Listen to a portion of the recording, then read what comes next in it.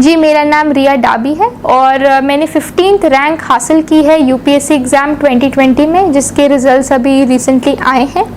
और आज मैं डेली नॉलेज ट्रैक पे हूँ और मैं अपनी स्ट्रैटेजी के बारे में बताने आई हूँ कि प्रीलिम्स, मेंस और इंटरव्यूज़ यूपीएससी एग्ज़ाम में हमें कैसे प्रिपेयर करना है, इन चीज़ों के लिए कैसे प्रिपेयर करना है और क्या क्या आप स्ट्रैटेजीज़ यूज़ कर सकते हैं जिससे आप भी अच्छा परफॉर्म करिए। 2019 में मेरा ग्रेजुएशन हुआ था और उसके बाद मैंने यूपीएससी एग्ज़ाम के लिए प्रिपरेशन स्टार्ट की थी एंड एग्ज़ाम 2020 में दी एंड 2021 में अभी रिज़ल्ट्स आए हैं। तो मैं अपनी स्ट्रैटेजी के बारे में बात करना चाहूँगी। सबसे पहले मैं प्रीलिम्स के बारे में बात करना चाहूँगी क्योंकि वो फर्स्ट फेज़ होता है इस एग्ज़ाम का। सो प्रीलिम्स के लिए मैं यही बोलना चाहूँगी कि जैसे हम पास्ट ईयर के क्वेश्चन पेपर्स देखते हैं तो पैटर्न काफ़ी डायनामिक होता है। कभी करंट अफेयर्स से बहुत ज़्यादा क्वेश्चंस आते हैं, कभी स्टैटिक से बहुत ज़्यादा आते हैं। तो मैं यही एस्पिरेंट्स को बोलना चाहूँगी कि आप दोनों पे काफ़ी ज़्यादा फोकस रखिए। ऐसा नहीं है कि एक चीज़ पे ही फोकस रखना चाहिए। सारे जो सब्जेक्ट्स हैं, सारी जो बुक्स हैं, आप उन्हें सेग्रीगेटेड रखिए, अपने नोट्स बनाइए जिससे आपको बाद में रिवीजन में काफ़ी आसानी होगी। साथ में प्रीलिम्स में मुझे लगता है सबसे इम्पॉर्टेंट चीज़ ये है कि आप जितने मॉक पेपर्स प्रैक्टिस कर सकते हैं आपको करने चाहिए, क्योंकि उससे आपको एक आइडिया मिलता है कि किस तरह के क्वेश्चंस आते हैं, आपको कितने क्वेश्चंस अटेम्प्ट करने चाहिए और आपकी परफॉर्मेंस कैसी चल रही है। मेरी प्रिपरेशन जर्नी में मैंने I think more than 80 mock papers तो प्रीलिम्स के लिए सॉल्व किए ही थे, क्योंकि मुझे लगता है प्रीलिम्स काफ़ी डिफ़िकल्ट होते जा रहा है ओवर द ईयर्स। तो मैं यही आपको सजेशन दूंगी कि आप मॉक पेपर्स प्रैक्टिस करिए और साथ में जब आप मॉक पेपर्स प्रैक्टिस कर रहे हो तो अपनी परफॉर्मेंस के अकॉर्डिंग आपको ये डिसाइड कर लेना चाहिए कि मुझे कितने क्वेश्चंस अटेम्प्ट करने हैं रियल एग्ज़ाम में। जैसे मैंने अपने परफॉर्मेंस को देखते हुए मैंने ये सोचा था कि अराउंड 65 to 70 क्वेश्चंस तो मुझे अटेम्प्ट करने ही चाहिए, जिससे एक मिनिमम रेंज ऑफ मार्क्स मुझे मिल पाए, जिससे प्रीलिम्स क्लियर हो सके, क्योंकि इसमें नेगेटिव मार्किंग तो होती है जैसे सबको पता है।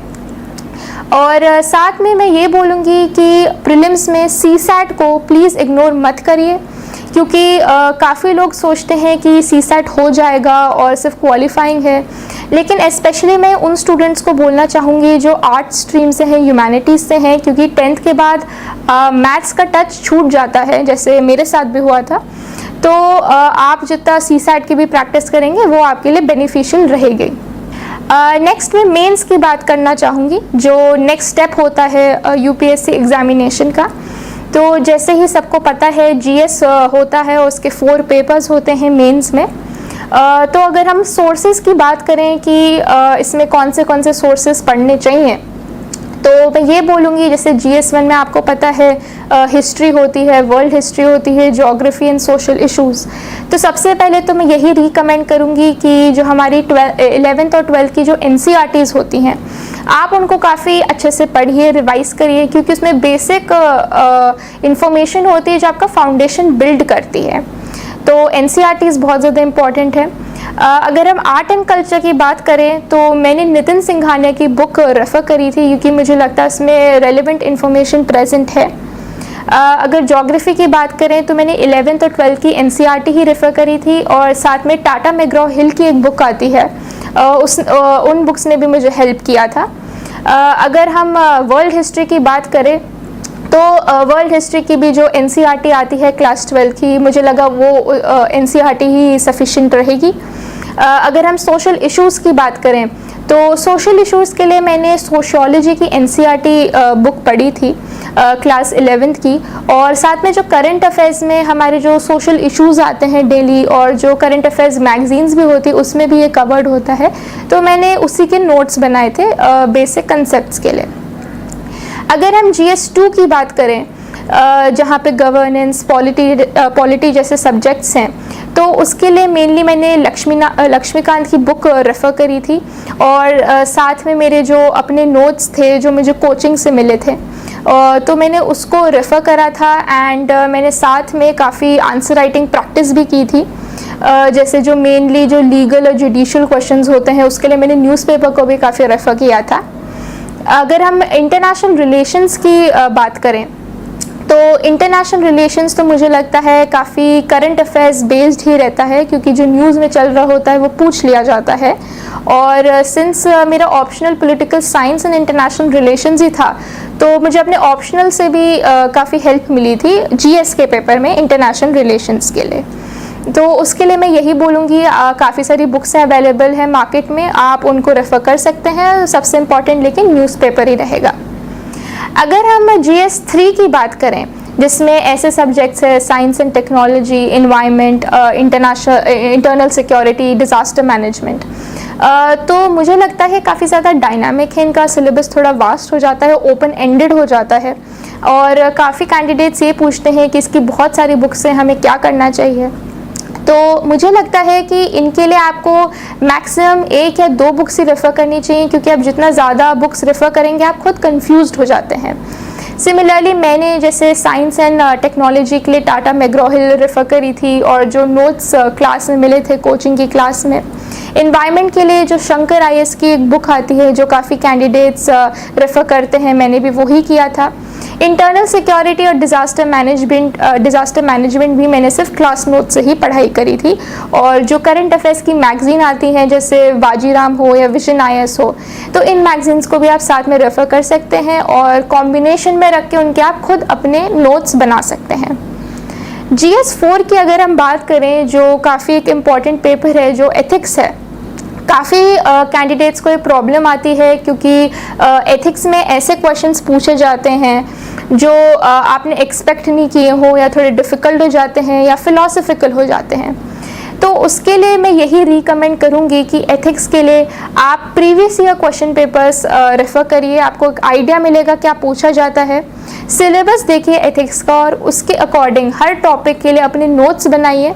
जब आप नोट्स बना रहे हो तो उसमें आपको एग्जाम्पल्स का यूज़ बहुत ज़्यादा करना चाहिए, जो फेमस पर्सनालिटीज़ हैं, कोई इंसिडेंट्स हुए हैं, या यदि वो इंडिया में हो या वर्ल्ड में हुए हो। साथ में आपको कोटेशंस भी आप यूज़ कर सकते हैं एथिक्स में। और केस स्टडीज़ की अगर हम बात करें, केस स्टडीज सॉल्व करने के लिए मुझे लगता है कि आप बुक्स रेफ़र कर सकते हैं। जैसे एक अरिहंत और एक्सेस पब्लिशिंग की बुक आती है, तो उसमें उन्होंने भी केस स्टडीज सॉल्व करी हुई हैं, जिससे आपको आइडिया मिलता है कि आपको अपना स्ट्रक्चर कैसे बिल्ड करना है आंसर में। सबसे इम्पॉर्टेंट लेकिन यही है कि आप प्रैक्टिस करें आंसर्स खुद लिखना।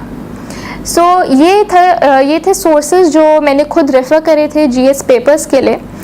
GS और मेंस के लिए मैं यही बोलना चाहूँगी कि सबसे इम्पॉर्टेंट यही है आप सिलेबस कवर करें, लेकिन आंसर राइटिंग के लिए आप खुद प्रैक्टिस करें घर पे। आप जितने आंसर्स लिखेंगे आपको उतना समझ आएगा कि कौन से पॉइंट्स इम्पॉर्टेंट होते हैं। अगर पॉसिबल हो पाए आप कोई मॉक पेपर्स भी दे सकते हैं, जो काफ़ी कोचिंग इंस्टीट्यूट्स निकालते हैं, जहाँ आपके पेपर्स भी चेक करते हैं, तो उससे भी आपको अपनी परफॉर्मेंस के बारे में पता चलता है। अगर वो पॉसिबल नहीं है तो आप अपनी फैमिली में या किसी फ्रेंड से भी वो चेक करवा सकते हैं। आंसर राइटिंग में मुझे लगता है कि आपको पहले एक अपना स्ट्रक्चर बनाना चाहिए। फॉर एग्ज़ाम्पल आप शुरू में इंट्रोडक्शन लिख रहे हैं, फिर जो क्वेश्चन है, चाहे जो भी उसमें कुछ हिस्ट्री लिखनी हो, कुछ पॉजिटिव्स या नेगेटिव्स लिखने हो, आप वो लिख रहे हैं। लास्ट में आप एक कंक्लूजन लिखते हैं। आंसर राइटिंग में अगर आपको वैल्यू एडिशन करनी है, तो मेरे एक्सपीरियंस ने मुझे यही बताया है कि वैल्यू एडिशन के लिए आप हमेशा इंट्रोडक्शन में या बॉडी ऑफ द आंसर में फैक्ट्स दे सकते हैं। फॉर एग्ज़ाम्पल अगर वो इन्वायरमेंट का आंसर हो या जोग्राफी का आंसर हो, आप बता सकते हैं कि इंडिया के पास 18% ऑफ द वर्ल्ड्स पॉपुलेशन है, लेकिन only 4% of the fresh water resources. आप इकोनॉमिक्स में ये बोल सकते हैं कि IMF की रिपोर्ट के अकॉर्डिंग ये बोला गया है, अगर विमेन फुल्ली पार्टिसिपेट करें हमारी इकोनॉमी में तो GDP 27% से इंक्रीज़ हो सकती है। तो ऐसे छोटे छोटे फैक्ट्स मैंने भी अपने आंसर्स में यूज़ करे हैं, जो मुझे लगता है उससे एक्स्ट्रा मार्क्स मिलते हैं।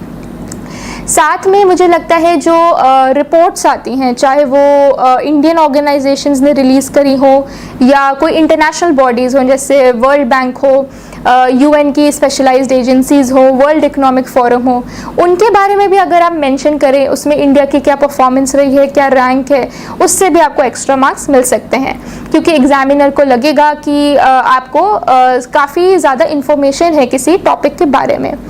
और साथ में मुझे ये भी लगता है कि अगर कोई एक ऐसा आंसर है जिसमें आपको इंडियन पर्सपेक्टिव लिखना है, कोई पॉलिसी है, अगर आप इसमें गवर्नमेंट स्कीम्स को मेंशन करें या उनकी परफॉर्मेंस को मेंशन करें तो उससे भी एक्स्ट्रा मार्क्स मिल सकते हैं। फॉर एग्जांपल, अगर हम एग्रीकल्चर को कोई आंसर लिख रहे हैं, सो उससे एग्रीकल्चर रिलेटेड स्कीम्स को अगर हम आंसर में मेंशन कर दें, जैसे प्रधानमंत्री फसल बीमा योजना है या सॉइल हेल्थ कार्ड है या एंड सो ऑन, तो अगर आप उसको भी मेंशन करते हैं, उससे भी एग्जामिनर को पता चलता है कि ये जो आंसर लिखा गया है काफ़ी डायमेंशंस को कवर किया गया है, तो उससे भी आपको एक्स्ट्रा मार्क्स मिल सकते हैं। नेक्स्ट मैं बात करना चाहूँगी हमारे जो एसे का पेपर होता है मेंस में। एसे की अगर हम बात करें तो एसे बहुत ज़्यादा स्कोरिंग होता है, और अगर आपको एक आइडिया आ जाए कि एक प्रॉपर एसे कैसे लिखना है, आपके मेंस के मार्क्स इंक्रीज़ हो सकते हैं। तो ऐसे के लिए मैं ये बोलना चाहूँगी कि सबसे इम्पॉर्टेंट तो यही है, आप प्रैक्टिस करें। आप प्रीवियस ईयर क्वेश्चन पेपर्स को देखिए कि कौन से टॉपिक्स जनरली पूछे जाते हैं। जैसे मैंने ऑब्ज़र्व किया है कि आधे क्वेश्चंस फिलोसफिकल होते हैं, कुछ कोटेशंस दिए जाते हैं, और आधे कुछ करंट अफेयर्स बेस्ड हो सकते हैं। तो मुझे लगता है कि आप इन कॉमन टॉपिक्स पे अपने थोड़े नोट्स बना सकते हैं, कहीं आप उसके बारे में इंफॉर्मेशन इकट्ठा कर सकते हैं, जिससे वो आपको कोई भी ऐसे आए आप उसको यूज़ कर सकते हैं फ्यूचर में। फॉर एग्ज़ाम्पल कुछ कॉमन टॉपिक्स होते हैं, जैसे विमेन के बारे में हो, हेल्थ के बारे में हो, एजुकेशन हो, ग्लोबलाइजेशन हो, मीडिया के ऊपर हो, डेमोक्रेसी हो।